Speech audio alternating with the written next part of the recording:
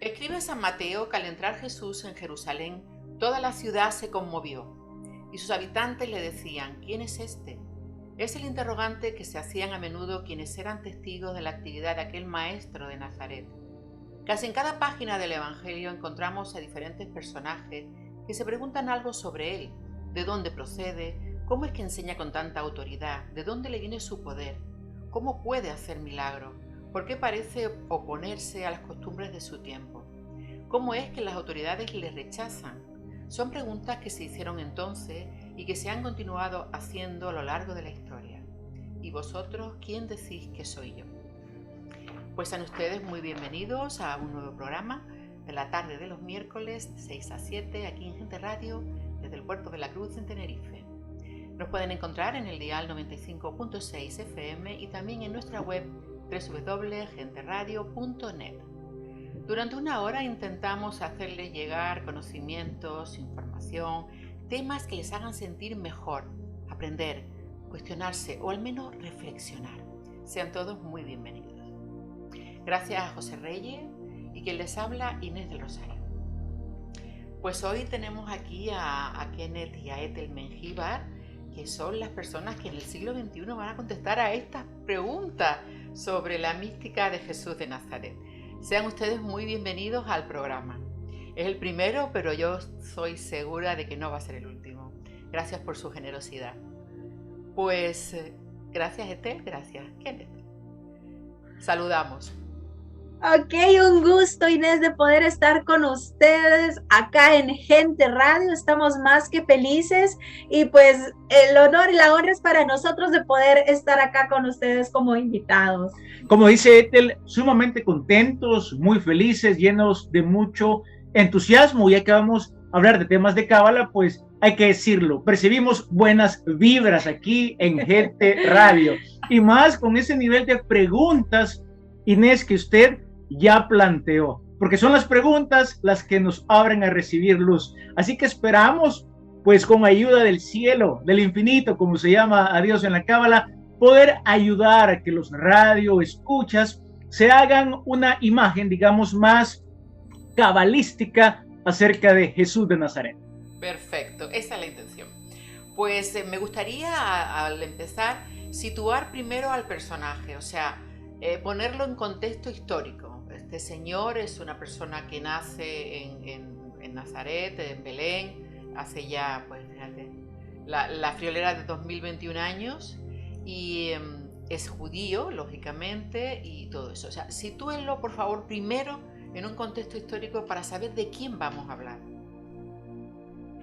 Ok, me encanta este contexto primero porque realmente muchas veces lo dejamos de lado y muchas veces no sabemos si este personaje lo podemos contar como alguien que de verdad existió o simplemente es un mito o algo así. Históricamente Jesús es una de las personas en las cuales podemos encontrar muchas fuentes, aparte obviamente de la Biblia, que hablan de él. Por ejemplo, Plinio el Joven es uno de los que habla de él, Tácito más adelante. Encontramos algunas citas un poco quizás desconectadas, pero están por ahí en el Talmud. Entonces es un personaje que existió, lo podemos situar. Algunos creen 2021 años después, unos 2 o 3 o par de años más o menos, pero existió real en Israel de aquel entonces. Un personaje que, bueno, nos narra la historia que tenía una profesión, ¿verdad?, de carpintero. Y bueno, él como todo buen judío, no solo anhelaba algo bueno para su país, sino también trascender y poder llegar a conectarse con el Padre. Creemos, por tanto, que era un rabino itinerante, el cual tenía un carisma tal y tenía un poder con su palabra para poder persuadir y poder transmitir aquel mensaje o aquellas enseñanzas que él deseaba. Lo pudiésemos situar, fíjese, dentro del mundo fariseo. Algunos dicen, pero ¿cómo podemos decir que él era fariseo si él hablaba o se peleaba con los fariseos? pues precisamente quizás entender un poco la cultura judía nos ayuda a poderlo situar. En un sentido, el debate es algo muy natural, muy normal en esta cultura y se desarrollan entre preguntas, respuestas sin ningún problema. Y precisamente el pertenecer en un sentido a lo fariseo lo lleva a conocer tanto de tal manera que él sabe con quién está hablando, él sabe con quién hacerlo, pero a veces pensamos que él al hablar o al refutar al mundo fariseo lo situamos fuera de ellos, pero no, él era un fariseo por lo que creía la resurrección, los ángeles, ¿verdad? Y todo esto. Y aunque lo podamos situar en el pensamiento fariseo, no lo podemos dejar de lado también, porque él tenía también un poco de senio, él tenía un poco, en algunos casos quizás... ¿Qué nos han hecho, Ethel? ¿Qué tenía que ver con el mundo esenio? Esa ha sido una de las preguntas que ha sido más recurrente. ¿Qué había en él de serio? Yo creo que tenía un planteamiento, estaba de acuerdo con cierto tipo del mundo de los esenios, pero en lo personal yo no lo situaría como esenio como tal. ¿Por qué? Porque los esenios era una secta entendida en el buen sentido, un grupo de personas que al pensar que el poder del templo estaba corrupto, se aíslan y se van al desierto. Pero entonces, de gente dentro del judaísmo, ¿no? O sea, no es, sí. este grupo está dentro del judaísmo, al igual que los fariseos. Exacto, había muchos grupos en ese tiempo, estaban los celotes, estaban los esenios, estaban los fariseos, estaban los saduceos, que quizás pudiésemos decir qué tenían en común estos grupos. Todos buscaban la venida del reino y todos buscaban ese mejoramiento en todo, pero lo hacían de diferentes maneras. Los celotes, por ejemplo, querían hacerlo por la vía armada. Sí, eran más... Pero no podemos olvidar que en el momento que nace Jesús están bajo el dominio romano. O sea que exacto. Hay un deseo de liberación de alguna manera, ¿no? En relación al yugo romano. Es así. Exacto, estaban en ese momento de la historia, Roma estaba sobre ellos, ellos dominaban y eso es importante conocerlo, ¿por qué? Porque en un sentido los esenios tenían razón, el poder del templo, el poder religioso se había corrompido, ya no era sacerdotes, ¿verdad? Como de la línea, digamos, de Aarón, sino que por agradarse o congraciarse, habían sido puestos por aquellos que se congraciaban con Roma. No, esto es importante poderlo notar. Lo mismo que está pasando ahora hace 2021 años, nada nuevo bajo el sol. Para congraciarse unos con otros, los ponían de esta manera. Muy interesante esto. O sea que hay pruebas de historiadores que demuestran que existió este personaje de la historia. De alguna manera... No solo por la parte... Bueno, sí hay pruebas históricas. Incluso el famoso historiador judío Flavio Josefo hace también referencias al personaje histórico de Jesús. Ahora, a mí me gustaría enfocarlo desde la mística. Y me gustaría citar a Mario Sachs, el gran cabalista argentino, judío argentino, quien cuando se le pregunta si fue una figura histórica, él, Inés, va a decir, histórico o no, sus historias, sus parábolas, continúan alimentándonos la fantasía con la misma potencia del día de ayer. Y hay que entender algo, que en mística la fantasía es energía de alto nivel que todo ser humano necesita para vivir y también para elevarse al mundo superior. Así que en Cábala, claro, lo literal es importante, y yo soy de la opinión, junto con Ethel, que Jesús de Nazaret fue una figura histórica, pero aún si no lo hubiera sido, sus parábolas continúan iluminando a todo el género humano. Aún así lo hizo muy bien, ¿no? Bueno, ustedes ¡claro! que tenemos un chat previo donde recogemos las preguntas de las personas que están interesadas en hacerles llegar a ustedes las preguntas estas que tengo aquí, que son, no sé, un montón. Entonces, por ejemplo, podríamos empezar por el principio, en la que nos preguntan que si realmente tiene alguna importancia o algún significado especial que María, su madre, o Mariam, fuese virgen o no. ¿Eso tiene algún significado en la mística? Claro, tiene muchísimo significado. De hecho, estamos trabajando en un tema de investigación, el cual en los próximos días va a salir a luz, en el cual vamos a analizar el tema del nacimiento virginal. Todo cabalista sabe que la realidad es simultánea. Y en el mundo de la cábala, los 4 universos que la cábala plantea, o los Olamot, el universo de Asia, el universo de Yetzirah, el universo de Briyá y el universo superior de Atzilut. Obviamente hay un quinto universo, el del Adán Kadmon, pero eso dejémoslo de lado ahorita. Tienen una correspondencia con el texto bíblico. Universo de Asia corresponde al texto literal de la Torá, y el nacimiento virginal, claro, tiene algo de literalidad. Ya voy a hablar de eso si hay chance. Bueno, si seguimos ascendiendo, el nacimiento virginal en el universo de Yetzirah es lo que se conoce como el Remes. Es decir, el nacimiento virginal alude a algo que ya estaba escrito en el Antiguo Testamento, como le llama el mundo cristiano. Si seguimos profundizando en el nacimiento virginal, llegaremos al nivel del universo de Briyá, lo cual en interpretación bíblica va a corresponder al Midrash, al Drash, que hace lo que se llama en el catolicismo o en el cristianismo una homilía. Si seguimos avanzando el universo de Atzilut, el texto bíblico también tiene un nivel oculto, Atzilut, lo cual en interpretación se llama el Sod, el misterio. Así que en el nacimiento virginal hay misterio, hay un mensaje homilético, hay alegorías o alusiones a historias, como por ejemplo la de Sara quedando embarazada sin matriz de un hombre que ya es viejo llamado Abraham, y a la vez también hay cierto nivel de literalidad que debemos de saber respetar. Una buena interpretación del nacimiento virginal, en nuestra opinión, debería de manejarse en los 4 universos paralelos de la cábala y tratar de, por decir algo, tirar la luz sin violar ninguno de esos mundos. Y yo creo que durante muchos años nos hemos quedado en el nivel literal, si era virgen o no.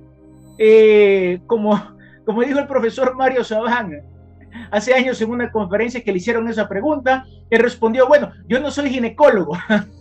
Es decir, no, o sea, total, yo no sé si en realidad es tan trascendente que fuera virgen o no. A mí me parece que no era tan necesario, ¿no? Pero no sé, imagino que tiene una parte oculta el hecho de que fuese virgen o no. Fíjate qué curioso que entre los cristianos hablan del misterio, o sea, cuando en España, por ejemplo, se hace el Belén, en Navidad, que se hace el portalito, cuando nace el niño, se ponen los camellitos, se ponen todo como un Belén, imagino que también ahí será igual, y cuando se pone el portal, se dice, voy a poner el misterio.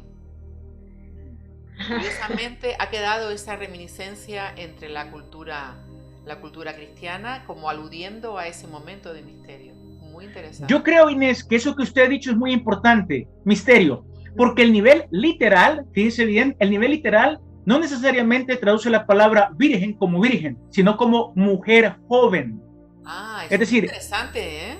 Correcto, mujer joven. Y lo otro, Inés, eso es demasiado potente. Y es que la palabra virgen, en hebreo, si examinamos la raíz trilítera de la palabra, la raíz virgen, es decir, mujer joven, la raíz mujer joven está emparentada con misterio, con algo que ocurre en lo secreto.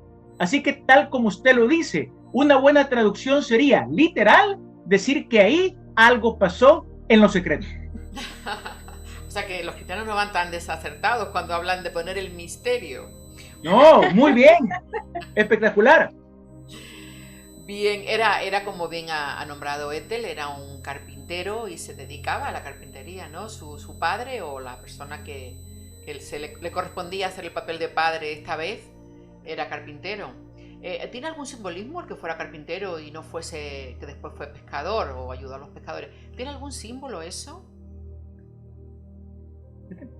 Sí, que fuera o no. No lo escuchamos muy bien. Que pregunto que si el hecho de él ser carpintero tiene algún simbolismo. ¿O no? Bueno, podría ser cualquier otra profesión. Yo, en lo personal, bueno, creemos que en un sentido uno pudiera en el mundo de la mística sacar un símbolo de todo, ¿verdad? Y todo puede uno encontrarle ese sodo o ese secreto. Ahora, pero yo creo que ahí lo que nos denota también es un poco de la parte y de la cultura judía en un sentido, que es como todos tenían una profesión y la profesión venía del padre, la profesión venía, se la demarcaba la familia, ¿verdad? Entonces, yo en lo personal no le veo No hay ningún símbolo. ningún signo, no sé si usted tiene. Yo también, yo soy de la opinión de Ethel, la simbología de la cábala obviamente está presente en todo. Se me ocurriría, ¿verdad? Qué interesante es el símbolo que trabajó con la madera y años después el cristianismo lo termina colgando en un palo y muchos interpretan el árbol como el árbol de la vida. Así que sería interesante.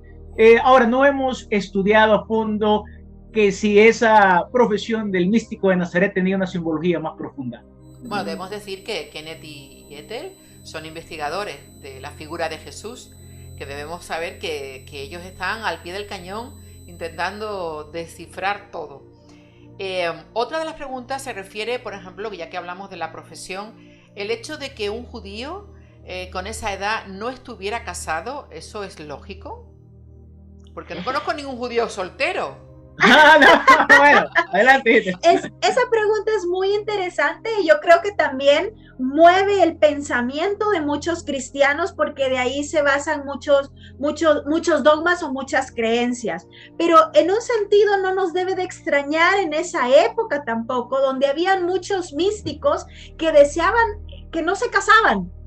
Y no se casaban por el tipo de misión, digamos, que tenían en ese entonces. En ese sentido, pudiésemos situar a Jesús como una misión que él tuvo, que no le quedó tiempo, por así decirlo, para casarse. En un sentido, pudiésemos también ubicarlo, como decía el cabalista Mario Satz, estos tipos de místicos también lograban una unión tal entre ellos mismos, entre la divinidad, que hasta cierto punto el matrimonio no estaba en esa misión. ¿Por qué? Porque ellos lograban esa unión en lo femenino y lo masculino interno, lograban copular tanto que ellos mismos lograban como autofecundarse.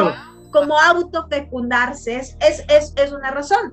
Ahora, lo interesante también es notar eso. Muchos judíos en esa época, por ejemplo, los del Qumran, no se casaban. Ellos, ahí era solo... No era una cosa obligada, que siempre se ha pensado, como en el mundo judío, incluso hay una figura que va buscando mujer o marido a las personas que se quedan solteras o incluso viudas, ¿no? Siempre suena como extraño que alguien de esa edad no estuviese casado, aunque todo apunta a María Magdalena, pero no sé. Ahora, yo creo algo muy importante y es esto. Es cierto, es muy importante que el rabino se case. Esa es una ley talmúdica. De hecho, los rabinos dicen, el Talmud dice que un hombre que no se ha casado no es un hombre. Pero también hay que ver la otra parte. Ya habían figuras históricas ahí que se casaban con la Torá. Por ejemplo, también estaba el místico San Pablo que ante la inminente venida del reino, él decía, yo prefiero que todos los hombres se queden solteros porque la parucía ya viene. Ahora, yo sería de la opinión que también se abre la puerta a que Yeshua haya sido un místico que optó por casarse con la Torá, pero también estamos abiertos a la posibilidad de que Yeshua se haya casado, porque lo que pasa, casado o se habla mucho de María Magdalena y Jesús. Claro. Y el problema cristiano, ¿en qué radica, Inés? Que se piensa que si él se casa, como el sexo históricamente se ha visto como algo malo, prohibido, sobre todo del catolicismo romano, se piensa que le quitaría mérito a Jesús. Seríamos de la opinión con Ethel, que si se casó, pues excelente, o sea, no habría ningún problema. ¿Qué le quita? No cambia nada. Siempre señalaría al reino de los cielos, señalaría a la mística hebrea, al sol de la Torá. Yo creo que la gente que entra en crisis es aquella gente que de alguna manera miraría el matrimonio como algo pecaminoso y no como algo de lo más normal en el cual un hombre y una mujer se unen, ya sea para procrear o para disfrutar. Claro, exacto. Ay, me ha gustado eso mucho. Ya sea, para disfrutar, porque tenemos ese hándicap, ¿no? De que tiene que ser barata. Bueno, alguien nos envía del Evangelio de Marcos, en la que Jesús se niega a curar a la hija de una mujer no judía. Entonces él dice, no es justo echar el pan de los hijos a los perros. A lo que ella le responde, hasta los perros comen de las migajas de la mesa. ¿Cómo es esto? ¿Qué es esto? Pues yo usted. Como quiera. Yo un poquito y después usted. Ese pasaje es muy interesante porque muchas personas lo toman aquí como Jesús un machista, cómo le habla a esta mujer y cómo la trata muy mal. Pero quizás también el contexto nos ayuda a poderlo ver de otra manera. Por ejemplo, es una extranjera la que se acerca y se cree que este pueblo, los cananeos, eran ellos los que llamaban perros a los judíos, es decir, con desprecio. Entonces, cosas, ¿no? Para conocer la verdadera traducción de las palabras. Ajá. Exacto. Entonces, en un sentido, es como, ¿qué es lo que está haciendo Jesús? Es como, ustedes que nos llaman perros, nos vienen a pedir un favor. O sea, es como recalcando, es como, ¿estás segura que yo te puedo acomodar esto? Y es ahí donde se resalta entonces la fe de aquella mujer, que siendo una extranjera, viene y le dice, aún los perros comemos de las migajas. Y Jesús le responde, grande es tu fe, ¿verdad? Pero no se debe entender como que Jesús está maltratando a una mujer. De hecho, no tendría sentido en cuanto a su ministerio. Él se encargó, al contrario, de levantar a la mujer y de incluirla en su ministerio, ¿verdad? En el libro de Cábala llamado Ben, Filiación y Misticismo Judío, el gran investigador de temas místicos hebreos, Moshe Idel, documenta, Inés, cómo la palabra perro y la palabra corazón comparten la misma gematria, el mismo peso. Un poquito para nuestros teleoyentes, ¿qué significa eso de gematria?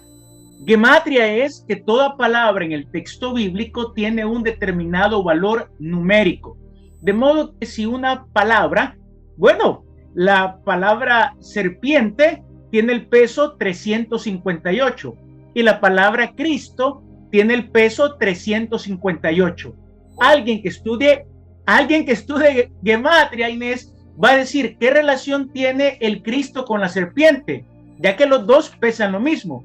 Pues la verdad es que hablar del Cristo y la serpiente. Sí, las palabras hebreas tienen un valor numérico, algunas similar a otras, y al tener el mismo valor tienen relación. Correcto, así es. Ajá. Por lo tanto, Cristo y serpiente están unidas energéticamente. Quizás después podemos hablar de eso, en qué sentido se unen. Pero el punto es que cuando Jesús habla, la sirofenicia le dice lo de los perros, están también en un juego de palabras, de perros e hijos, porque decían los rabinos, cuando los de las naciones, y esto lo documenta Idel, cuando la gente de las naciones, los gentiles, nos llaman perros, por valor energético, deberían de saber que también nos están llamando hijos, porque hijos y los perros compartían el mismo valor energético. Muy interesante eso. Y pues, hablando de serpiente, ¿qué significa? Todo el mundo quiere saber qué significa el que la María, la Virgen María, mordiera a la serpiente y luego ella pisara a la serpiente, perdón, y la serpiente le mordiera en el talón. ¿Ok? Sí, Génesis. ¿Va usted o yo? Venga. En mi opinión, lo que significa es que tanto el ungido como la serpiente, si volvemos al análisis místico de la gematria 358, la diferencia radica a dónde se pone la energía. Si yo pongo la energía para unir, yo estoy haciendo del Mesías. Si yo pongo la energía para dividir, yo le estoy haciendo de serpiente. Porque en verdad, el Cristo y la serpiente son dos caras de la misma moneda. ¿A qué se refiere esa profecía? En mi opinión, y partiendo del punto de vista de la gematria, que nosotros tenemos la prerrogativa de ubicar la energía de la serpiente bajo nuestros pies. Si nosotros sometemos la energía de la serpiente bajo nuestros pies, bajo nuestro calcañar, bajo nuestro talón, estaremos entonces tal y como se le dijo a Caín. Caín, tú puedes enseñorearte del pecado, no puedes decir que no puedes hacer absolutamente nada, tú también puedes dominarte. En mi opinión sería una interpretación de las varias que puede haber de esa profecía que se ha tratado de interpretar como una profecía mesiánica. Cuando Jesús el Cristo, Yeshua de Nazaret, dice en el Evangelio que necesitaba tiempo para sí, ¿qué quería decir con esto? Cuando se retiraba a orar y todo eso. Bueno, esa es una práctica y es una mística de todo, digamos, cabalista, ¿verdad? Es decir, buscar esos tiempos en los cuales pudiese encontrarse, por así decirlo, con la divinidad. Vemos a Jesús en repetidas ocasiones teniendo estas experiencias, pudiésemos llamarlas místicas, ¿verdad? Alejándose. ¿Por qué? Porque todo místico sabe, Inés, que difícilmente puede encontrarse rodeado de gente. Es importante, pero hay momentos en los que necesita apartarse de la gente para poder encontrarse o unirse con la divinidad, con Dios, con su Padre. Porque, bueno, se nos enseña en Cábala, Dios está en todos lados, Dios está afuera, Dios está abajo, a un lado. No podemos escondernos de Dios, Él es el creador de todo, pero por tanto, también es cierto decir, Dios está dentro de nosotros. Entonces, cuando nosotros nos alejamos de la multitud, cuando tenemos esos tiempos a solas, nos encontramos a nosotros mismos, es estar encontrándonos con Dios. Entonces, son momentos en los que podemos ver cómo Jesús practicaba este tipo de cosas que, bueno, en el hebreo se llamará una hitbodedut, ¿verdad? Es un tiempo, ¿verdad? A solas, un tiempo de meditación, un tiempo en el cual buscaba esa conexión y esa unidad con Dios, ¿verdad? Que todos deberíamos practicarla, ¿no? De alguna manera, hacer esa especie de retiro interior, no sé, una vez al día. ¡Claro! Exacto. Todos estamos llamados a hacerla, no solo los pastores, los sacerdotes o aquellos que se crean más cerca de Dios, somos llamados a hacerlo todos, porque es la única manera como nosotros podemos encontrar al final nuestras zonas de luz y poderlas unir con nuestras zonas oscuras y poder así trascender y ver en qué podemos hacer tikkun, ¿verdad? O reparación de este mundo. Bueno, las preguntas están en orden de llegada al chat. O sea, que van dando saltos de adelante atrás y de atrás adelante. Ok. ¿Él era el Mesías? Cuando hago esta pregunta siempre me acuerdo de la respuesta de una amiga, ¿no? Porque cuando le preguntaron, ¿tú crees que es el Mesías? Y ella siempre responde, pero qué frescos sois. ¿Todo se lo vais a dejar a él? Vamos a repartir la carga entre todos, dice. Y de alguna manera, no sé, yo lo veo también justo, ¿no? No todo se lo vamos a dejar a él, pero ¿era el Mesías esperado? ¿Ustedes qué han investigado? Yo creo que el tema del Mesías es un tema que desde la mística hebrea, tal como usted contó en esa anécdota que acaba ahorita de narrar,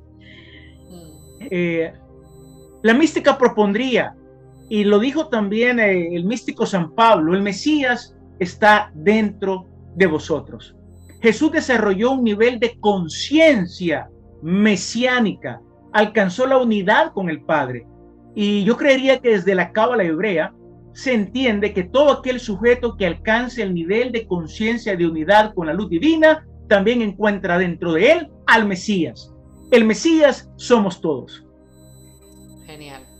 Jesús no quería morir. En una de las que recoge el Evangelio, uno de los textos, habla de que, Padre, aparta de mí este cáliz, ¿no? ¿Qué hay ahí? ¿Alguien lo puede interpretar como una debilidad? Bueno, en realidad lo pudiésemos ver esa parte humana de poder verse, estamos a las puertas de la muerte, o sea, él como todo místico, él ya sabía lo que iba a pasar, lo pudiésemos ver por lo que narran los evangelios, y como toda persona en un sentido, fíjense que es interesante porque este tiempo que él está narrando, que dice que Padre, pasa de mí esta copa, pero si no aquí voy, está en una práctica mística de la que hemos estado hablando, es decir, está solo. y está reconciliando esas partes con él, esas partes de, ok, yo no quiero hacer esto, pero si esto es tu voluntad, si esto es lo que me toca, yo lo hago con dignidad. Pero, y de hecho, lo vemos afrontándolo, su muerte y todo el proceso, con mucha dignidad después, pero para agarrar esa dignidad, tomó toda esa fuerza de esos tiempos de estar conectado, ¿verdad? Con el Creador para poder verlo. Y podemos ver esa parte humana en la cual yo no quiero esto, ¿verdad? Pero aquí te lo cedo. Es decir, esa sinceridad también y esa honestidad que en lugar de hacernos ver como alguien menos, o sea, es poder ver toda esa potencialidad que tenía, ¿verdad? Y esa dignidad le viera yo, que afrontó la muerte. Capacidad de superarse, ¿no? De decir, esto es terrible porque estoy sudando sangre, ¿hasta dónde va a llegar el dolor? Y aún así, exacto, la aceptación, ¿no? Revela mucho su humanidad. Exacto. ¿Cuánta credibilidad tienen los evangelios apócrifos? Yo creo que tienen la misma credibilidad que los sinópticos. Simplemente los sinópticos, hubo un grupo de personas que declararon, estos son los evangelios canónicos, los sinópticos y Juan, y los apócrifos quedaron fuera. Yo leería apócrifos y los canónicos con la misma hambre y los consideraría a ambos palabra de Dios. Porque hay muchas diferencias, o pueden ustedes mencionar algunas diferencias notables entre los sinópticos y los apócrifos. Y no solamente diferencias entre los sinópticos y los apócrifos. Si leemos los sinópticos, hay diferencias entre los mismos sinópticos. La misma historia, por ejemplo, uno dice habían 2 ciegos, el otro va a decir había solo uno.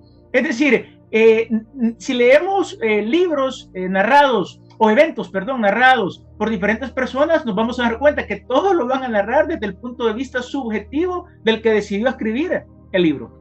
Claro, porque incluso, como bien dices, entre los mismos 4 evangelistas, ninguno coincide en la descripción, por ejemplo, de la resurrección. Unos que ¡ninguno! Esa es la que menos coincidencia hay.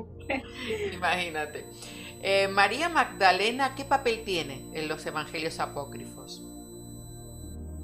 Bueno, en los evangelios apócrifos, de hecho hay uno que se llama María Magdalena, ¿verdad?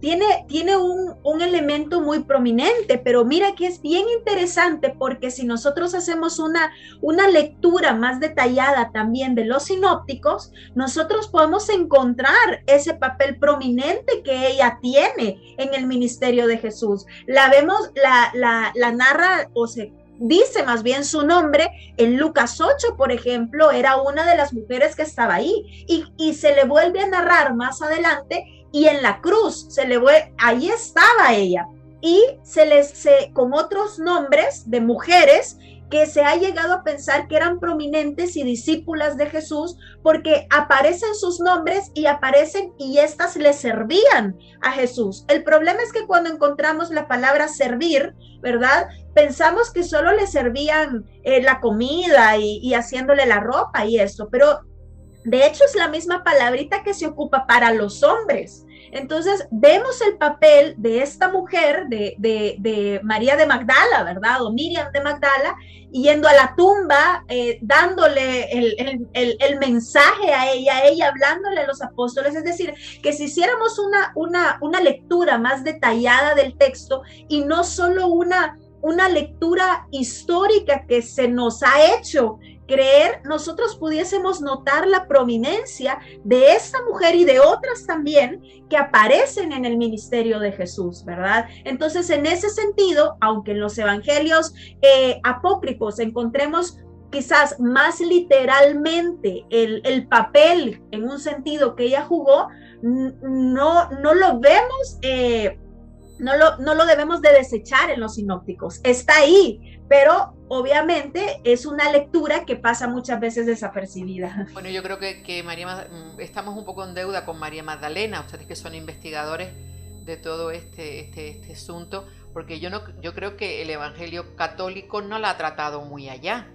La ha acusado de una profesión que, oiga, para mí cada uno puede elegir lo que quiera, pero acusar a alguien sin tener ni siquiera, ¿no?, Había mucho misógino ahí suelto al principio. Exacto, y eso pasa, Inés, mucho, porque ya por el siglo IV quizás el desprestigio a la mujer se comienza a hacer de una manera muy alto a nivel religioso. Es decir, habían mujeres líderes, habían mujeres discípulas, hubo mujeres que oficiaban muchas cosas, pero por esa época más o menos la situaríamos con uno Cirilo, por ejemplo, un padre de la iglesia, se encargó de la mujer es mala, es engañosa, es pecaminosa, y de ahí entonces comienza a ser un maltrato no solo a María Magdalena, sino a toda mujer, ¿verdad? Dentro de esto, hacerle ver es engañadora y mala. Entonces, a María Magdalena, lastimosamente, se le pone la fama de prostituta. ¿Por qué? Porque un capítulo antes de mencionar el nombre de ella, se habla de una prostituta. Entonces, vienen los padres de la iglesia y dicen, es ella. Pero de María Magdalena, los sinópticos lo único que dice es que se le echaron fuera 7 demonios. Es decir, estaba enferma, tenía muchas cosas, pudiésemos decir incluso si quieren que tenía psicosis, o sea, lo que quieran, pero no prostituta, ¿verdad? No pudiésemos hablar de eso. Sí. Curiosamente, la Torá trata a la mujer de manera muy respetuosa, y el Corán, que es la Biblia musulmana, por decirlo de alguna manera, habla de la mujer con muchísimo respeto, solo que luego ha venido el ser humano y lo ha modificado, pero los libros originales, o sea, la lectura original nos trata muy bien. Yo he leído el Corán porque mi cuñado es musulmán, y yo digo, pero ¿cómo puede ser que hablen también de la mujer en el Corán, ¿no? Y ahora que estoy leyendo la Torá. Bien, entonces María Magdalena unge con aceite de nardo, que parece ser que era el aceite que empleaban las viudas, los pies de Cristo. ¿Qué significa esto? Eso es, esa asociación de María Magdalena con eso es la que nos hace creer que ella era una prostituta, pero en realidad el texto no dice quién era.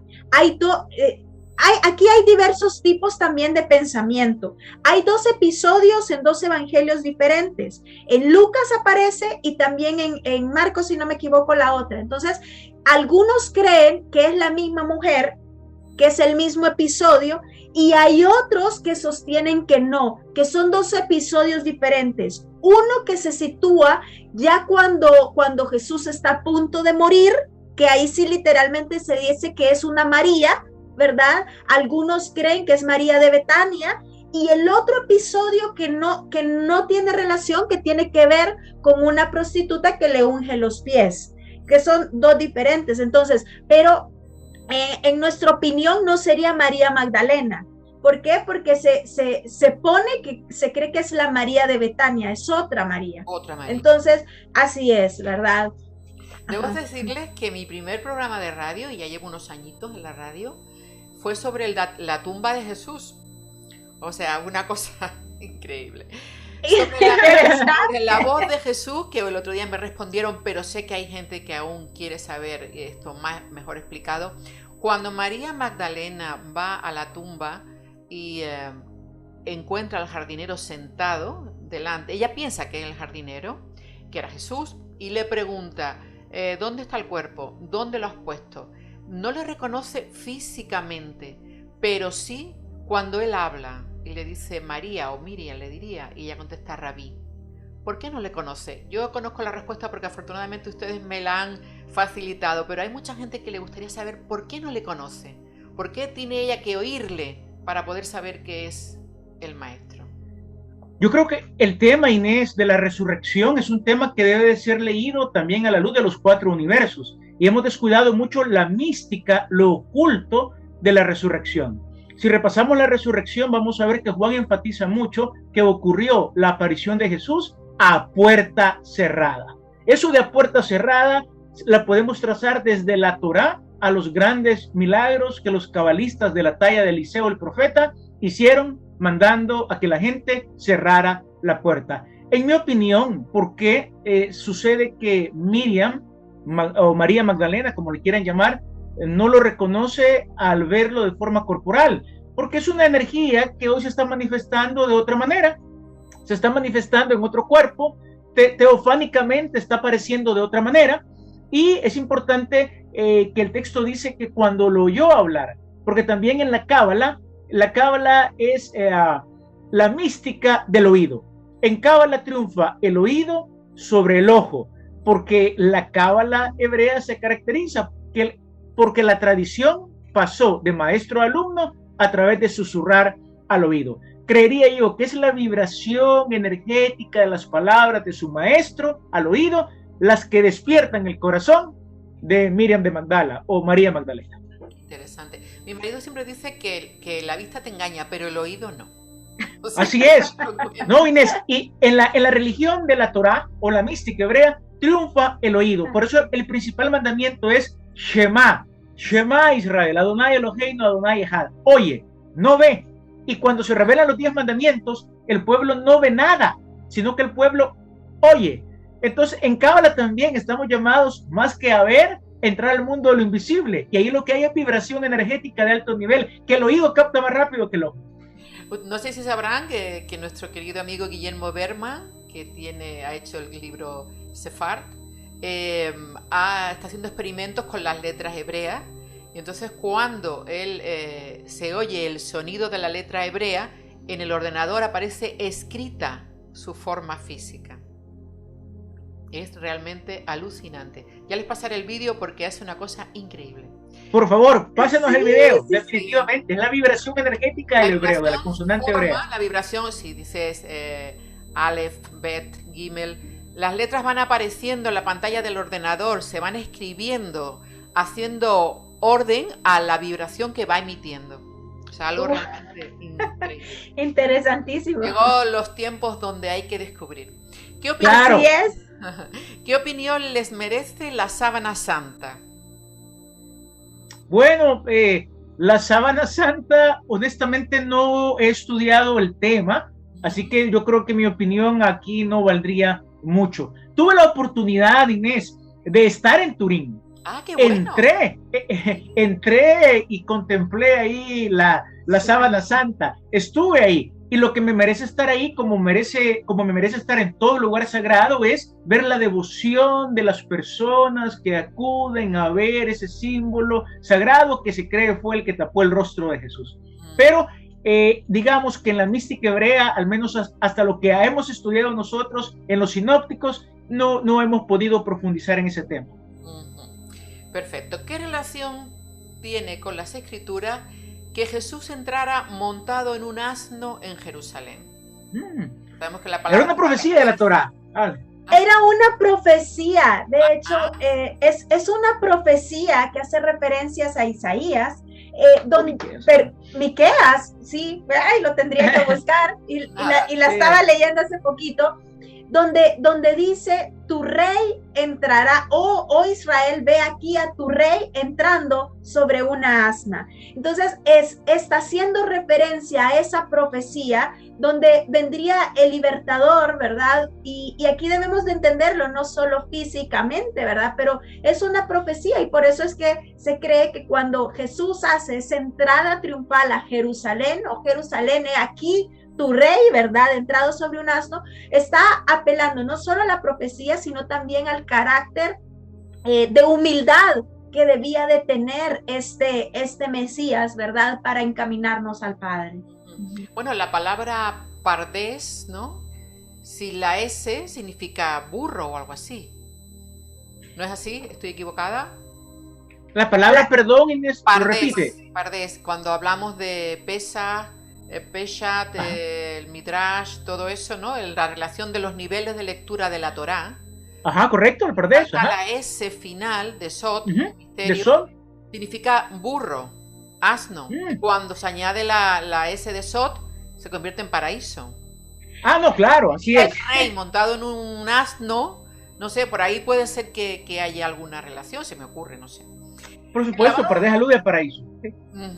El lavado de pies que Jesús realiza a sus discípulos, ¿qué quiere decir? Bueno, que en el reino de los cielos las cosas suceden de manera inversa, el menor es el mayor. el primero será el último. Entonces es el carácter de siervo al cual todo místico que entra al universo de Atzilut está llamado a tener. Un hombre o una mujer con un elevado nivel de conciencia no quiere el poder político, porque sabe que el poder está en servir al prójimo. O sea, fue un acto de humildad suprema. Y de humildad, como dice por ahí el cabalista, el profesor Mario Sabán, de humildad por estructura. Él sabía quién era, y como sabe quién es, de dónde viene y a qué ha venido, él sabe que servir no le quita nada. Al contrario, es en el servicio a donde está la grandeza. Y ahí pudiésemos unirlo, ¿verdad? Con esta profecía de humildad también, claro, del rey que viene a gobernar, pero viene a servir. Por eso viene montado en un asno, ¿verdad? El que en algunos textos se le nombre como Cordero de Dios, ¿qué puede decir esto? ¿Qué podéis decirme de esto? Yo creo que la frase Cordero de Dios alude en la mente de los evangelios al sacrificio simbólico en la Torá del cordero que se sacrificaba para Pesaj. Recordemos que los evangelistas están tratando, bueno, no tratando, lo que quieren es pintarnos a Jesús de Nazaret como el Mesías prometido en las Escrituras. Y también de manera simbólica, ellos van a comunicar que Él es el sacrificio de Pascua. Entonces, a eso alude el Cordero de Dios que quita el pecado del mundo. Ahora, es un sacrificio ahí de redención, no de expiación, que sacó al pueblo de Israel de la esclavitud que ellos tenían en Egipto. Me gustaría, Kenneth, ya que has mencionado esas palabras redención y expiación, que nos dijeras cuál es la diferencia. Bueno, una de las diferencias es que cuando el pueblo hebreo sale de su cautividad en Egipto, el sacrificio tiene connotación redentora, es decir, liberadora. Viene Dios y saca al pueblo esclavo de Egipto y lo va a conducir a la tierra de la promesa. Es interesante que en el camino también les va a revelar el sistema sacrificial levítico, en el cual la nación ya fue redimida, ¿okay? El sacrificio de redención ya fue efectuado, pero en el camino les va a revelar en Levítico un montón de sacrificios, ya no redentores, sino de carácter de expiación o expiatorios, que ¿qué es lo que van a permitir? Que el pueblo con conciencia pecadora, así le llama el Tanakh en ese tiempo, va a poder, mediante el sacrificio de expiación, acercarse libremente al Dios, al cual de alguna u otra manera se han quedado cortos en servirle, lo cual se llama pecado en términos bíblicos. Dicho de otra manera, el Cordero Redentor fue ofrecido una vez. Los sacrificios expiatorios se ofrecían continuamente. El agua y la sangre que emana del costado de Cristo, seguro que tiene algún simbolismo, el que emanara sangre y agua de su costado. Sí, nos da para yo creo por vuestra cara, ¿no? No, tiene un potente simbolismo. Jesús fue el que dijo en la gran fiesta de tabernáculos que registra el Evangelio de Juan que todo aquel que viene y cree en mí, como dice la Escritura, de su interior correrán ríos de agua viva. No solamente sale sangre, lo cual también es un potente símbolo en la Cábala, sino que también sale agua. Es decir, el sujeto que está ahí muriendo es un sujeto que ha llegado al fondo de él mismo y ha descubierto las corrientes de agua viva de la cual hablan tanto las profecías mesiánicas. Qué bonito eso. Mira, hay una cosa también muy interesante que nos hacen llegar cuando está Cristo en la cruz y dice: Dios mío, ¿por qué me has abandonado? Vuelven a preguntar si eso es un símbolo de debilidad. No es un símbolo de debilidad, más bien él estaría haciendo un remés a un salmo, está citando un salmo y es un salmo que tiene un contenido mesiánico, ¿verdad? Narra el sufrimiento de un hombre justo que sufre aparentemente por nada, sin haber hecho nada mal. Injustamente, entonces está haciendo ese remés, está como aludiendo a ese evento o a ese salmo. A ese salmo, o sea, estaba rezando de alguna manera. Justo cuando estaba él rezando ese salmo, le oyeron. Correcto, así es, así es, Inés, correcto. El que Pedro le negara 3 veces, ¿qué hacemos con Pedro? Bueno, muchos dicen que Pedro le negó 3 veces porque le sanó a la suegra. Ahora voy entendiendo más cosas. No, bueno, le niega 3 veces porque Pedro también es un ser humano que comete errores. Y de hecho es bonito ver cómo después de la resurrección se le aparece Jesús a Pedro y le dice, Pedro, ¿me amas? ¿Me amas? 3 veces le hace la pregunta, al final le dice, apacienta mis corderos, lo restituye. Pedro es un hombre que es un arquetipo de todos nosotros, quienes decimos adelante y vamos a veces para atrás. Pero bien, hay que quitar la culpa y a pesar de que hemos fallado, la cábala es hermosa porque dice, no tengas culpa, simplemente rectifica y sigue adelante. O sea, que esas 3 veces son una manera de decirnos a nosotros los que venimos detrás, adelante. Aunque caigas 3 veces, puedes volver. Claro, claro, sí es. Y el número 3, claro, también. El número 3, Inés, es un número muy potente, es decir, es un número que esconde mucho. Solo, no lo voy a explicar, pero imagínense cuando la reina Esther, recuerda el libro de Esther, hay un gran problema, quieren eliminarlos, ella dice, vamos a orar 3 días, vamos a ayunar. Luego Jonás pasa 3 días y 3 noches en el fondo, digamos, de la ballena, como se suele decir. Cuando Israel sale de Egipto, a los 3 días de andar por el desierto, no encuentran agua. ¿A los 3 días? Ese número 3 es bárbaro. 3 días Jesús y luego resucita. Al tercer día regresa José y María, que no encuentran a Jesús en la caravana de peregrinos que subieron a Jerusalén y vuelven al templo y encuentran a Jesús en el templo. Ese número 3 es un número místico por excelencia. Muy interesante. Fíjate, ¿por qué 30 monedas y no 20 o 10? La moneda por la cual lo venden. Sí, cuando Judas, bueno, mi marido tiene una teoría sobre esto, ¿sabes? Que él dice que Judas le ayudó, era su amigo, o sea, Jesús le pidió, por favor, échame una mano que tengo que completar. Además, él lo representa como si la charla de ellos dos. Oye, tío, échame una mano, tal, o sea, que como si fueran 2 colegas, yo me monto. Entonces, cuando le pagan 30 monedas, ¿por qué 30 y no 20? Bueno, ¿y por qué 20 y no 30? También, claro, lógicamente. No, hace remés a la historia de José, ¿o no?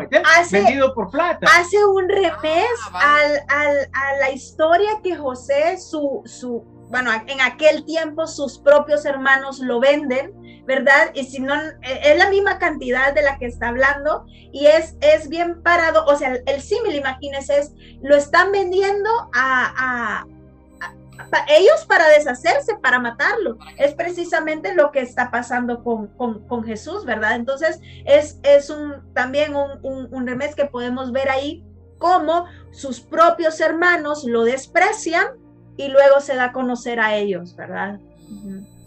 En los apócrifos se dice que Jesús se reía cuando veía a sus discípulos bendecir el pan. ¿Saben por qué? Qué interesante, ¿no? Pues sí, podría tratar de adivinar. Sí. Curiosamente, se reía Jesús cuando los veía bendecir el pan. No sé. Bueno, yo esa parte de los apócrifos no lo he leído. Ahora, lo interesante es que en cultura hebrea y de la cual provenía Jesús, no se bendice el pan, se bendice a Dios por sacar el pan. De hecho, la bendición es Baruch atah Adonai Eloheinu melech haolam Hamotzi lehem min haaretz. Es decir, bendito eres, eterno Dios, ¿verdad? Eres tú el que saca el pan de la tierra. Mucha gente hoy en día bendice la comida. En pensamiento místico, en pensamiento de la Torá, se bendice al Dios de la comida. De la comida, correcto. Claro, bueno, es que en realidad casi es justo, ¿no? Le doy gracias a Dios porque me trae la comida, pero no la comida en sí. Claro. Correcto, podría ser una por eso que él se riera, ¿no? Dijera, pero ¿qué hacen esta gente? El Evangelio de Judas, ¿qué me dicen del Evangelio de Judas?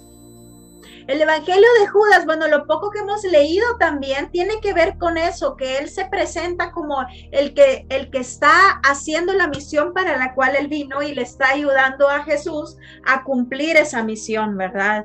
Es interesante y es interesante poder notar cómo se pone otra cara de lo que Judas hizo. Claro. Tengo todavía más preguntas, pero poquísimo tiempo, entonces voy a hacerlo más rápido que pueda. ¿Hay alguna relación entre el 25 de diciembre y el nacimiento de Cristo? ¿Por qué se puso el 25 de diciembre? Bueno, en realidad Jesús creemos que no nació en esa fecha, más bien esa fecha está estipulada que fue puesta por Constantino, ¿verdad? Es decir, en cuarto siglo, ¿verdad? Después de Cristo, y se creía que en esa fecha es la fecha del nacimiento del sol. Tenía que ver con eso, pero el nacimiento de Jesús está más bien ubicado en otras fiestas bíblicas. Hay dos teorías. Una de ellas es que él nace en tabernáculos, es decir, esto pudiese ser en una fecha entre septiembre-octubre, perdón, dependiendo, y esto tiene que ver también con el clima. Por ejemplo, es bien difícil en Israel, ya en diciembre el clima, incluso hay mucho frío, hay nevadas, y se habla que el niño estaba solo con pañales. Entonces, es difícil que pastores en esa época del año anduvieran con sus rebaños afuera. Eso es una teoría que fue en tabernáculos, y de hecho, nos gusta ese pensamiento porque él tabernaculizó entre nosotros, o sea, él habitó, que es lo que dice Juan, haciendo constancia o cumpliendo esa fiesta, digamos. Pero hay otra teoría también que nace en Pascua. A nosotros quizás nos gusta más la de tabernáculos. Queridos, todavía quedan preguntas, imagínense, pero no nos queda tiempo.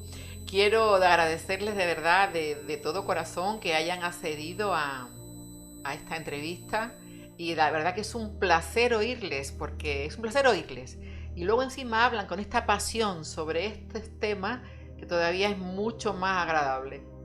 Yo desde aquí propongo que las personas que nos estén oyendo, que lean de nuevo los evangelios, que contacten con ustedes. Por cierto, que me tienen que decir si quieren contactar con ustedes, cómo tienen que hacer. ¿Cómo es la página de ustedes? Claro que sí, pueden contactar con nosotros, pueden contactar a nuestro correo, ¿puede darlo? Sí, dale.